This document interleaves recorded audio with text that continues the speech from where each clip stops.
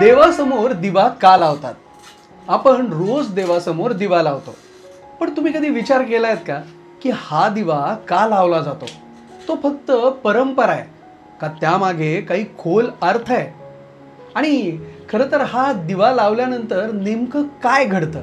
बरं, तेलाचा दिवा आणि तुपाचा दिवा यामध्ये नेमका काय फरक आहे? आणि दिव्याचा प्रकाश आणि आपल्या मनाचा काही संबंध आहे का? आणि यामागे सायन्स आहे का?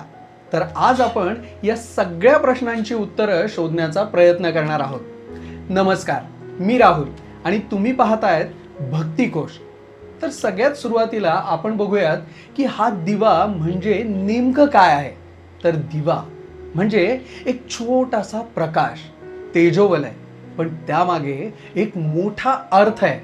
हा जो प्रकाश दिव्याच्या माध्यमातून आपल्यापर्यंत येतो तो सगळ्यात महत्त्वाचं काम करतो, तो म्हणजे अंधार दूर करतो.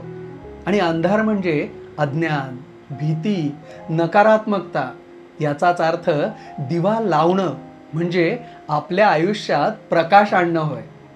बरं, याचं धार्मिक महत्त्व काय आहे बरं? तर सनातन धर्मानुसार दिवा हा शुभ मानला जातो. तुम्ही बघितलंच असेल, प्रत्येक पूजा दिव्याशिवाय अपूर्ण मानली जाते. शास्त्रांमध्ये सुद्धा म्हटलेलं आहे, तमसोमा ज्योतिर्गमय, म्हणजेच अंधारातून प्रकाशाकडे ने.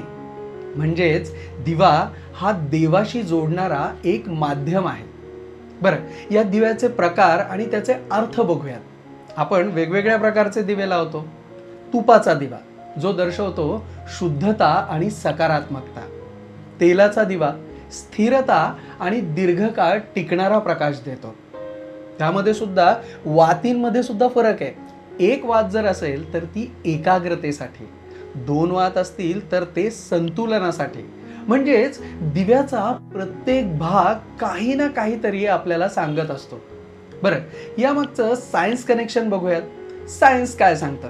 तर दिव्याचा प्रकाश वातावरणातील अंधकार कमी करतो, अंधार कमी करतो, मनावर शांत परिणाम होतो. तुपाचा सुगंध आपलं माइंड जे आहे ते शांत ठेवतो. फ्लेम, ज्योत, ती तिच्याकडे पाहिल्याने कॉन्सन्ट्रेशन वाढतं. म्हणजेच दिवा हा एक नॅचरल मेडिटेशन टूल आहे. बरं, याचा मानसिक आणि आध्यात्मिक प्रभाव बघूयात. दिव्याकडे पाहिल्याने माइंड स्टेबल होतं, निगेटिव्ह थॉट्स कमी होतात, पॉझिटिव्ह एनर्जी वाढते आपल्यामधली. आता घरात दिवा का लावावा? तर घरात दिवा लावल्याने वातावरण शुद्ध होतं, आपल्यातली सकारात्मकता अर्थात पॉझिटिव्हिटी वाढते, आपल्या घरामध्ये शांतता निर्माण होते. आणि म्हणूनच मित्रांनो, संध्याकाळी दिवा लावण्याची आपल्याकडे परंपरा आहे. आणि आजच्या जनरेशननी ह्या गोष्टीकडे खरोखर लक्ष द्यायला पाहिजे, कारण हे त्यांच्यासाठी खूप महत्त्वाचं आहे. आजच्या जनरेशनने दिवा का लावावा बरं? तर त्यांच्यामध्ये वाढत असलेला स्ट्रेस कमी करण्यासाठी, फोकस, त्यांच्या कामावरचा फोकस वाढवण्यासाठी, आणि सगळ्यात महत्त्वाचं म्हणजे स्वतःला शांत ठेवण्यासाठी.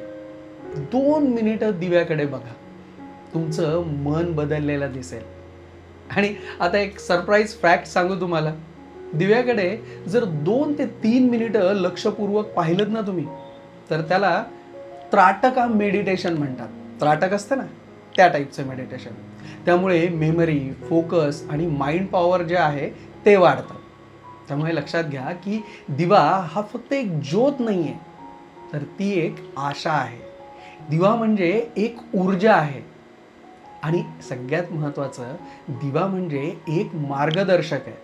म्हणून पुढच्या वेळेस जेव्हा तुम्ही घरामध्ये किंवा मंदिरामध्ये किंवा देवासमोर दिवा लावाल, त्यावेळेस त्या प्रकाशाला आपल्या आयुष्यामध्ये उतरवा. आणि जर तुम्हाला हा व्हिडिओ आवडला असेल तर लाईक करा, शेअर करा आणि आमच्या भक्तिकोश या चॅनलला सबस्क्राईब करा. मी राहुल. पुन्हा भेटूया सनातन धर्मासंबंधी एका नवीन विषयासोबत. तोपर्यंत धन्यवाद. आपला दिवस शुभ असो.